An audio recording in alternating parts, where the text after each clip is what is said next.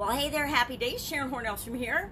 Can you set up a Catch-22 to supersize and grow your business? Interesting question. I was thinking about the book by Joseph Heller published in 1961 called Catch-22. And it's a really misunderstood phrase. I don't think it's really an idiom. I think it's a phrase, but it came up on my top 10 search of idioms that mean challenge or problems, because I'm doing a 10-day challenge, and I thought, wouldn't it be fun to look at idioms and expressions that mean challenges? And what came up was, of course, problems and difficulties, because most people think of challenges as problems or difficulties, kind of like failure. We think of it as bad, but really it's just the stepping stones that lead us to the success that we want to achieve and to create and grow the business that we want to grow. So Catch-22, what the heck does it mean? It is actually one of the most misused and misunderstood phrases. Most people think that it's just used to describe any problem, any challenge, any difficulty, any quandary, but really it's a little bit more challenging than that. It's actually a situation in which there's no good solution because of the way the factors are set up and how they relate to one another. It's kind of like a circular argument or a circular reference. Think of you have to have money to make money. You're damned if you do it, you're damned if you don't. Heads I win, tails you lose. What are some other examples? When you're going to invest in something, or somebody's trying to sell you a high-ticket item or something, well, you know, you say you can't afford this, but can you really afford not to do this? Now, where does this come from? Well, Catch-22, if you've read the book or watched the movie, George Clooney did a movie. Geez, I can't remember when it was now, but there's a movie as well as the book.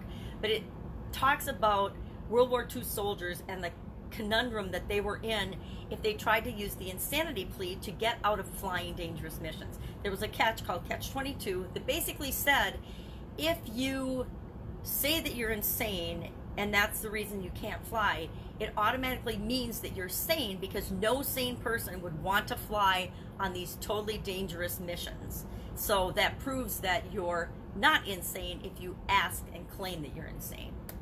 Really? Catch-22, great example of a Catch-22. Where have you personally ever experienced a Catch-22 in your life? I believe and have felt like I have had Catch-22s in my life, but you know, are they really Catch-22s, or are they just limiting beliefs that I put on myself? In my relationship, I stayed in my marriage for, you know, a couple of decades longer than I probably should have, because I falsely believed, of course, at the time, that it was better to stay with my ex-husband for my children, to be a family. Well, an unhappy family is not better than being divorced, but that was my belief at the time. I've stayed in jobs longer than I should, believing that I had to stay in that job. You know, in corporate America, I had to be there because I needed to have insurance. I needed to put food on the table for the kids or whatever, and that, you know, what if I couldn't find another job? So out of fear, we often put ourselves in Catch-22 type situations. Now, the thing I got excited about when I was thinking about Catch-22s today is it possible, and can you create an offer for your ideal customers that is so irresistible and so awesome and will solve their problems so much faster, easier, more efficiently, and more effectively than they possibly could on their own?